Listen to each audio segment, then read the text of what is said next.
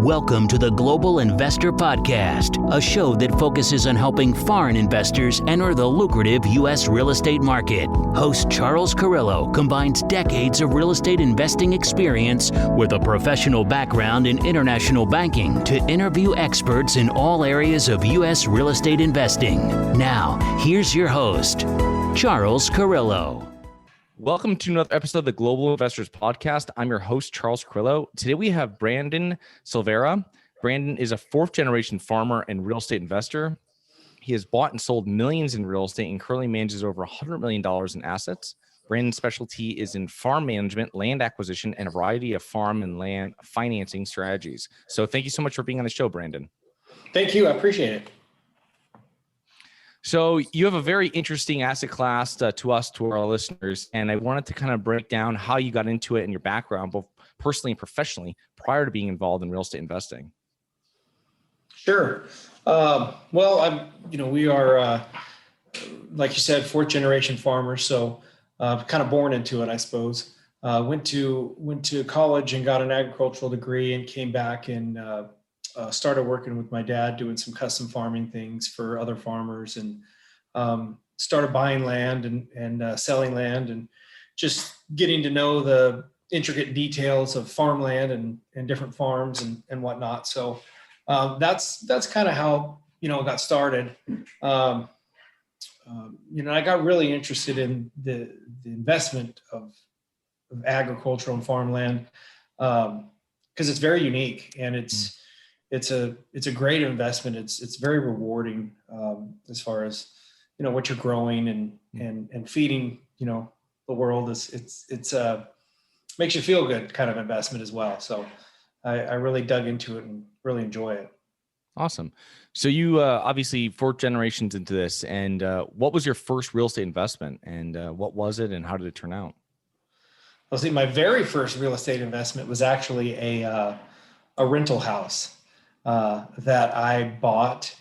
I bought with money that I made playing in a band, believe it or not.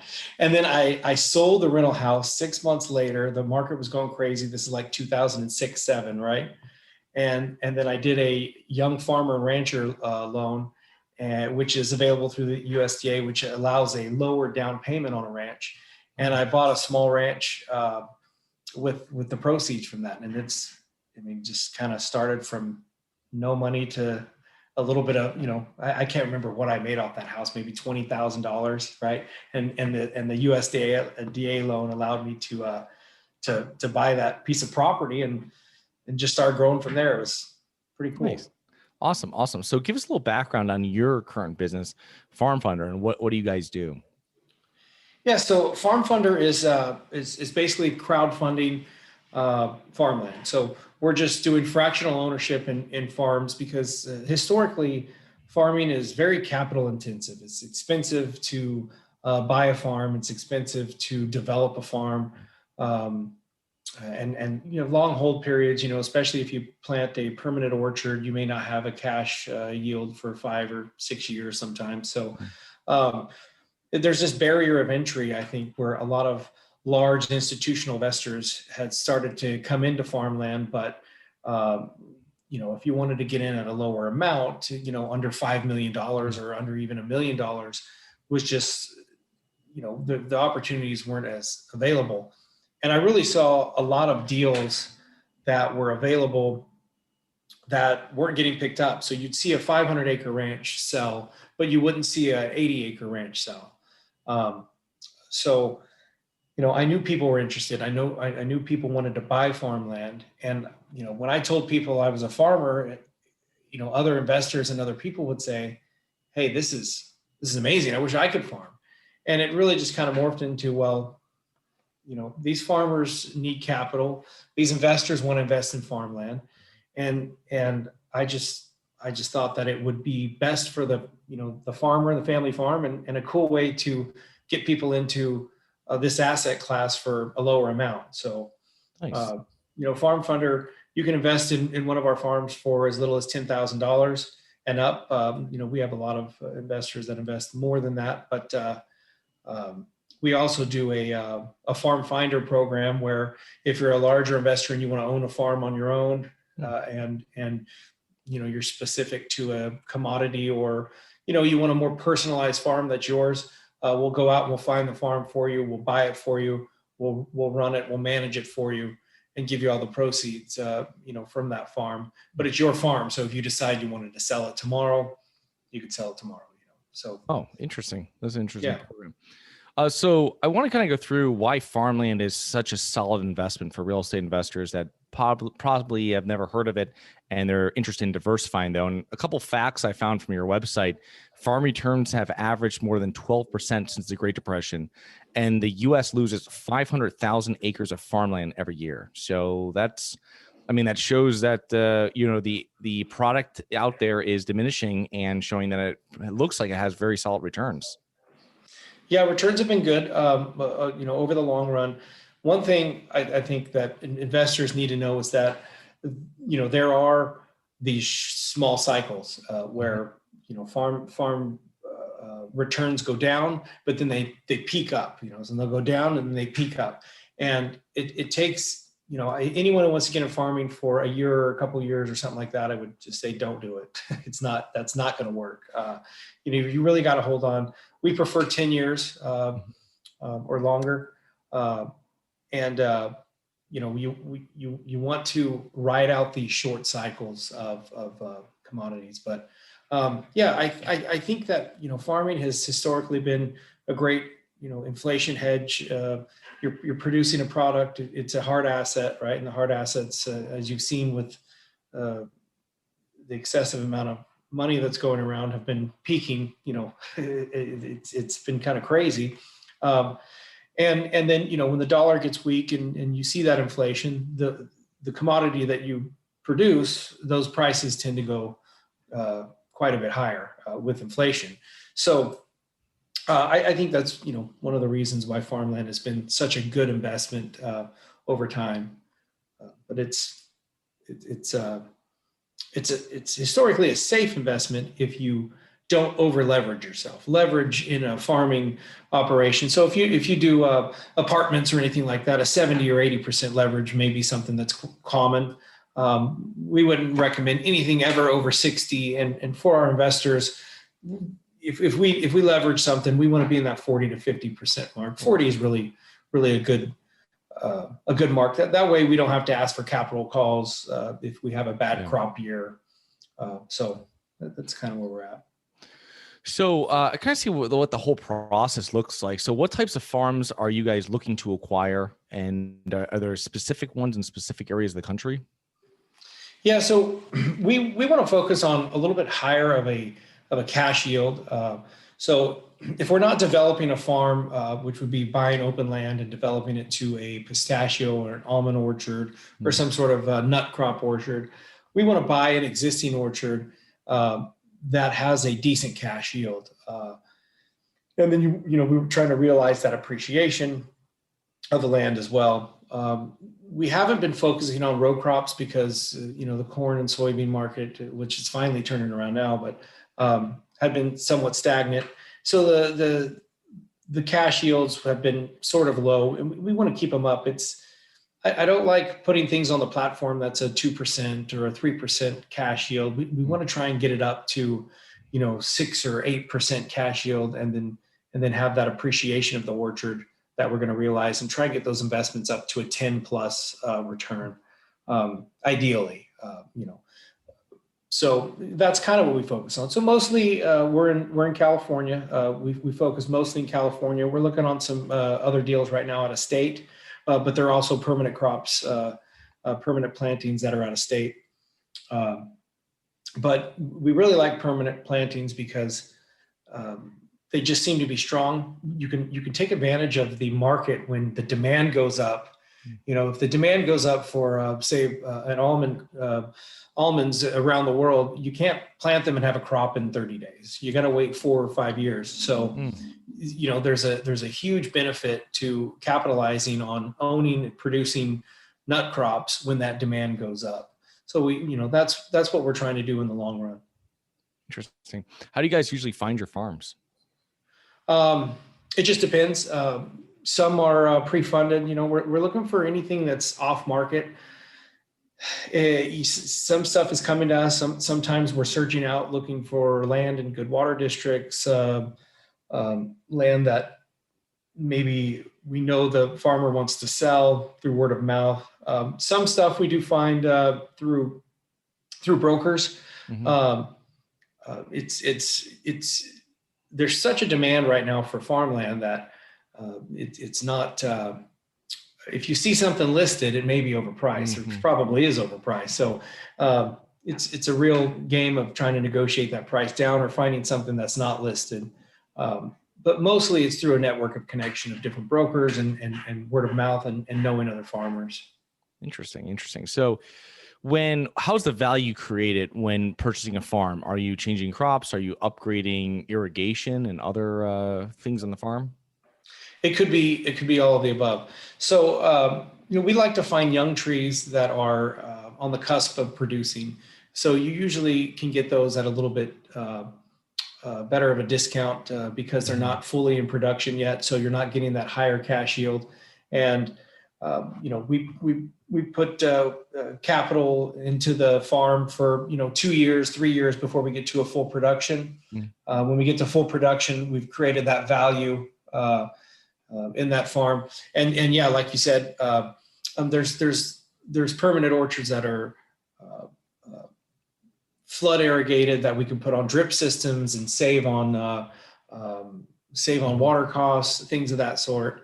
There's one thing I really like is finding a farm that say it's 100 acres and 50 acres are producing trees.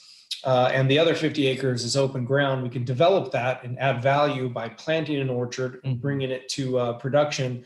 But then we also get the cash flow from the producing trees, and we have really good depreciation. So we can depreciate a lot of these producing trees right off the bat. So you have a good tax benefit, but then you also get a cash dividend at the end of the year when you sell the crop. So it can be pretty fun. Interesting.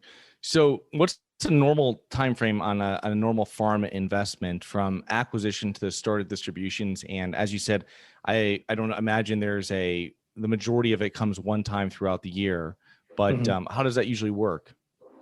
Yeah. So, if we put something on the platform and we once we close escrow on a farm, it all depends on, the time of year, right? So if you buy something in July, when you close escrow, are you buying the crop that's on the tree? Are you not buying the crop that's right? So you might actually buy something in July that you don't take possession of it until December. So you won't have a cash return for another, say, a year and a half. We try not to do those. We try and, negotiate buying the crop that's on the tree. So we harvest that crop and get a cash dividend to the investors as soon as we close escrow. But it's about once a year. Depending on what the market's doing, it could be. We hope for January, but we've held nut crops into February, March, and even April. So you're looking in that first to second quarter after the first of the year that you're going to be paid for the crop, the previous crop year. Interesting. Okay. And how are you minimizing risk and protecting capital? Like, what type of strategies? Is there insurance that goes with it? Or is there anything else like that? Yeah. So luckily, Farmland has crop insurance. So we're always buying possibly the maximum, possibly around the maximum. We price it to where we think the orchard is going to produce, and if we have any, what our inputs in that orchard are going to be. But we are lucky to have a federal crop insurance program, so we put everything in the crop insurance. And then, like I was saying before, we try and hold low to no debt. So our previous two offerings, we actually have no debt on those offerings. So that just, any kind of wild swings, we know that we don't have this large land payment that we have to make. So those two, and then just good care of the soil, always making sure that we're doing whatever the crop needs to thrive. Awesome. You talked about tax. We love tax breaks here as real estate investors. But tell me about when you do have financing on some of the properties. What does that look like, and where is that coming from? Is it coming from a government-backed agency? Is it coming from a local bank? It just depends who has the better rate at the time. There is a Farmer Mac product out there, and Farmer Mac will guarantee 80% of the loan to the bank who underwrites that loan. But it's 80% of whatever the bank decides. So it's probably, let's just say, 60% loan to value, and the Farmer Mac will have guarantee 80% of that, 60%, if that makes sense. We've done quite a bit under that model, and there's also the federal land bank program, which was enacted by Congress many years ago, and it's sort of a co-op. So when you buy through this bank, the federal land bank, you become a member of the co-op, so you get dividend payments back, and they're very competitive. And one thing I like about the land bank loans is that's all they do is agriculture. They do nothing other than agriculture, livestock, dairies. So they get it, and their underwriting is good, and they understand how to underwrite a farm loan when some other banks may not understand or may not even want to. So those are our go-tos. Nice. I like the idea of having very little, if any, leverage on it and going long term. So what is the exit strategy with these investments? Is it that you're holding it for 10 years and then you're selling it? Are you holding it for 10 years and holding it for even longer than that for cash flow? Usually, what is your plan from the beginning? So depending on what we invest in, we have a set exit period. So for example, we bought a young almond orchard, and we have a 10-year exit period. And we want to, we put 7 to 10 years because we want to have that sort of, we may get out if the market's good in year 7 and the appreciation is great, we may want to get out. If it's not good that year, maybe we saw a dip in commodity prices, we may wait till year 8. But we want to have a defined exit period where we just sell the farm completely and move into something else. Now, we do have some development opportunities that we're developing from scratch. So we're putting some pistachios in now, and the pistachios will not produce until year 6, 7, and 8 when you get to a full production. So you're holding on to a lot of cash, but the appreciation of these pistachio orchards is very good right now. So we're buying the land at a good price. We're putting the inputs in to develop the orchard and holding on to it, for till year 5. And then we're either going to sell the orchard, or we're going to give the owners of the orchard an opportunity to stay in at the appraised value, or exit at that appraised value. So if they want to stay in, they can.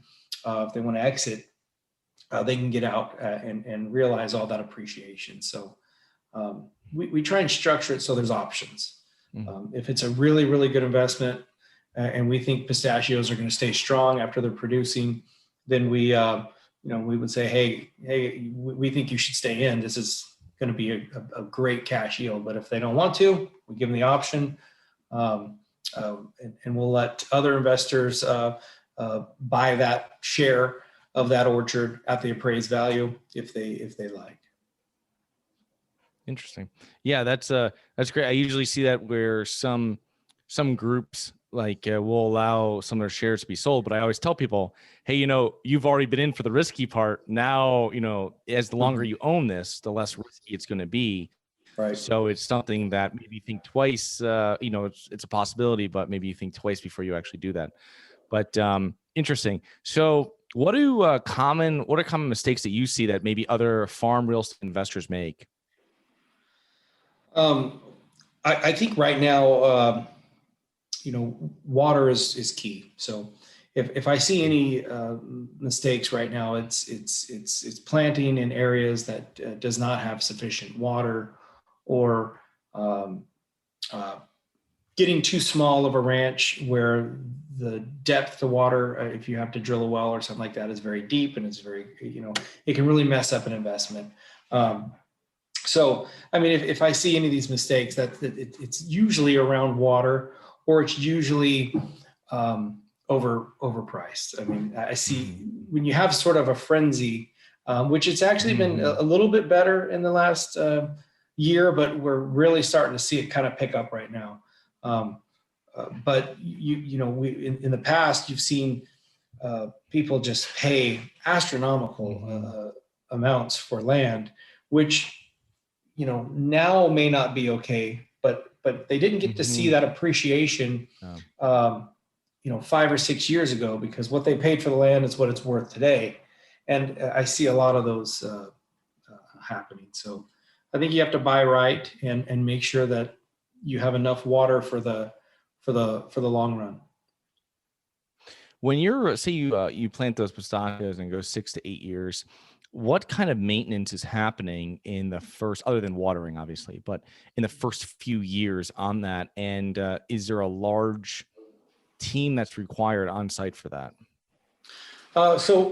There's it's not terrible, but there's considerable amount of maintenance. So we're irrigating, mostly weed control, fertilizers, and pests. So we're gonna take care of any type of insects that might be bugging the trees. We're gonna prune the trees to get to the shape that we want and maximum production. And you wouldn't believe when you're farming an orchard all the little things you wouldn't even think about. For example, the coyotes could come through and eat the lines on the drip system that we put in, because we put drip emitters at each tree to save on water, and things like that. So it's just general maintenance that we're doing. It does require quite a bit of tractor work and labor, but we're working in economies of scale here. So we're taking care of a lot of land. We're hiring crews that, for example, to prune our pistachios that are pruning 20,000 acres. So they come through, they prune our pistachios in a day, they're out, they go to the next farm. So it's a lot of work, but it's very manageable when you're in it. Is there any do you guys do any wine vineyards or anything like that out being in California? We don't offer anything currently. The wine market has not been great lately. I think a little bit of overproduction of wine and didn't see some of the demand that we thought was coming, but I think it will be a lot better in the future. But we personally have not done any on Farm Funder. I personally have some vineyards, and they're okay. They have not produced as well as the nut crops have here in California. Now I'm also speaking of certain regions. You go to Napa, completely different. You go to the Paso Robles area, and depending on if you're what region you're in Paso Robles, on the west side or the east side, and the prices of grapes are completely different. So it's very, have all these microclimates that are priced accordingly, right? According to the quality. So it's a whole different game. I would love to put some really cool vineyards on the platform, but we just haven't found anything that's worked yet. As I think there's an emotional aspect to vineyards and wine, but I don't want to, unless I don't want to put the risk up there, Yeah, that's awesome. It's just interesting to see, because you go to these places and you see these vineyards and stuff, and you just wonder as an investor in other parts of real estate, kind of how this works and what kind of margins and how you do any of this, how you're pricing anything. So it's very interesting. But what do you think are some of the main factors that have contributed to your success, Brandon? Passion. I mean, I love it. When you have nothing to do on Sunday, you go to the farm and you look around and you see what's going on. So I think that's probably the number one reason is you have to really enjoy it, especially in the agricultural world. At times it could be unforgiving, but it's it's really a cool occupation to be in, whether you're buying or actually farming or how you're doing it. But I'd say that's number one. Interesting. Yeah. Unlike other real estate investments, what you're dealing with every day is not people, not tenants. So that's actually that's a nice change from that. So how can our listeners learn more about you and your business, Brandon? The best way would be to go to the website, go to farmfunder.com. And there's no E in there. So that's FARMFUNDR.com. Send us an email at info@farmfunder.com. We're here daily. So we'll any questions you have about anything we're doing or just in general.